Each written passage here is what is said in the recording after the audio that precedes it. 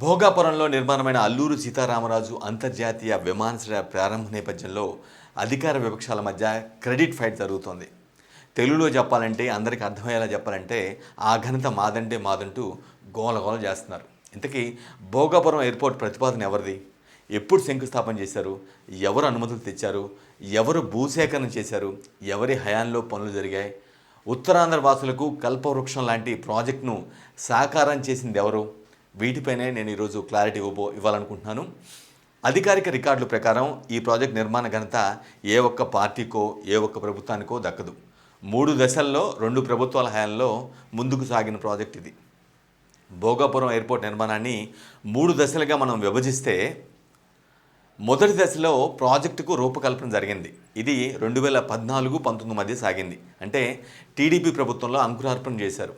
ఈ దశలో ఏం పనులు జరిగాయంటే, విశాఖకు ప్రత్యామ్నాయ గ్రీన్ఫీల్డ్ ఎయిర్పోర్ట్గా భోగాపురాన్ని ఎంపిక చేశారు. 2015లో విమానాశ్రయ స్థలానికి ఎయిర్పోర్ట్ అథారిటీ ఆఫ్ ఇండియా నుంచి సాంకేతిక ఆమోదం లభించింది. ఆ తర్వాత వెంటనే భూసేకరణ ప్రక్రియను ప్రారంభించారు. అంతేకాదు పర్యావరణ అనుమతులు పీపీపీ మోడల్లో నిర్మాణానికి ప్రభుత్వ ఆమోదముద్ర కూడా వేసింది. 2019 ఫిబ్రవరి 14వ తేదీన అప్పటి ముఖ్యమంత్రి చంద్రబాబు నాయుడు శంకుస్థాపన చేశారు. కాబట్టి ఈ ఆలోచన మాది, అనుమతులన్నీ మా హయాంలోనే వచ్చాయి, శంకుస్థాపన కూడా మేమే చేశామనేది టీడీపీ నేతల వాదన.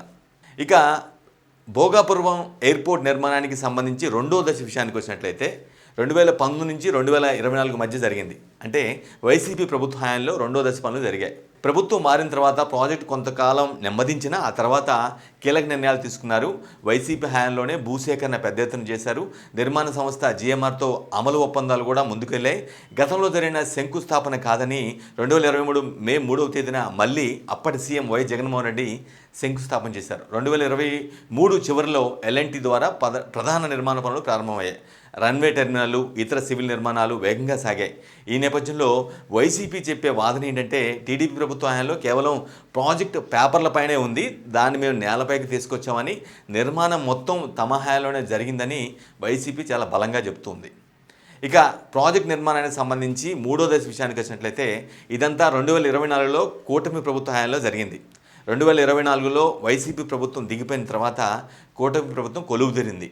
ఆ తర్వాత భోగాపురం ఎయిర్పోర్ట్ ప్రాజెక్ట్ నిర్మాణ పనులను మరింత వేగవంతం చేశారు. మిగిలిన మౌలిక సదుపాయాలను పూర్తి చేశారు. విమానాశ్రయానికి అల్లూరు సీతారామరాజు అంతర్జాతీయ విమానాశ్రయం పేరును ఖరారు చేశారు. ట్రయల్ రన్స్, వ్యాలిడేషన్ ఫ్లైట్లు పూర్తయ్యాయి. 2026 ఆగస్టు 1న అంటే ఈ రోజున ప్రధానమంత్రి మోదీ చేతుల మీదుగా ప్రారంభమైంది. వాణిజ్య కార్యకలాపాలు ఆగస్టు 17వ తేదీ నుంచి ప్రారంభం కాబోతున్నాయి. ఈ నేపథ్యంలో ప్రాజెక్టు అంకురార్పణ చేసింది, ప్రాజెక్టుని పూర్తి చేసి ప్రజలకు అందుబాటులో తీసుకొచ్చింది తామే అని టీడీపీ నేతలు, కూటమి నేతలు చాలా బలంగా చెప్పుకొస్తున్న పరిస్థితి కనిపిస్తుంది. ఇక ఇదే విషయాన్ని కొంచెం సింప్లిఫై చేసి చెప్పాలంటే, మొదటి దశలో అంటే 2014-19 మధ్య టీడీపీ ప్రభుత్వ హయాంలో ప్రాజెక్ట్ కాన్సెప్టు, ఏఏఐ ఆమోదం, పర్యావరణ అనుమతులు, టెండర్లు, తొలి శంకుస్థాపన జరిగింది. ఇక 2019-24 మధ్య అంటే వైసీపీ ప్రభుత్వ హయాంలో భూసేకరణ, జీఎంఆర్ ఒప్పందం అమలుతో పాటు నిర్మాణ పనుల ప్రారంభం జరిగింది. ఇక 3వ దశలో అంటే 2024-26 మధ్య కూటమి ప్రభుత్వ హయాంలో పనులు వేగవంతం చేసి పూర్తి చేయడంతో పాటుగా ప్రాజెక్ట్ని ప్రారంభోత్సవం చేశారు. ఇది సో ఓవరాల్గా రాజకీయంగా ఒక పార్టీ మొత్తం క్రెడిట్ తీసుకోవాలని ప్రయత్నిస్తున్న వాస్తవ పరిస్థితులు ఇందుకు భిన్నంగా ఉన్నాయి.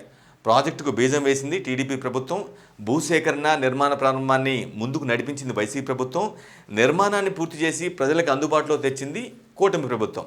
అంటే భోగాపురం విమానాశ్రయం కేవలం ఒక ప్రభుత్వం మాత్రం నిర్మించిన ప్రాజెక్టు కాదు. వరుసగా వచ్చిన ప్రభుత్వాలు వేరువేరు దశల్లో చేసిన పనుల ఫలితంగా పూర్తయిన మౌలిక వసతుల ప్రాజెక్ట్ అని చెప్పడం సముచితంగా ఉంటుంది.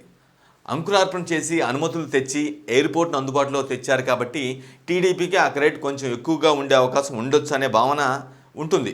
కానీ అలా అని వైసీపీ ప్రభుత్వ హయాంలో జరిగిన పనులు అంత తేలిగ్గా తీసి పారేయలేము.